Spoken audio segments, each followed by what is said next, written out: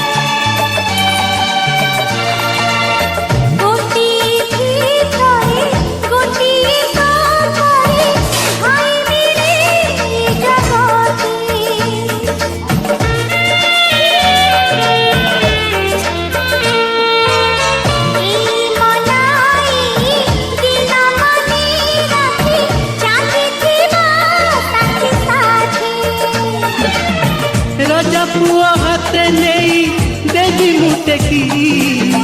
भौणी सुखारे थिले भाई तो सुखी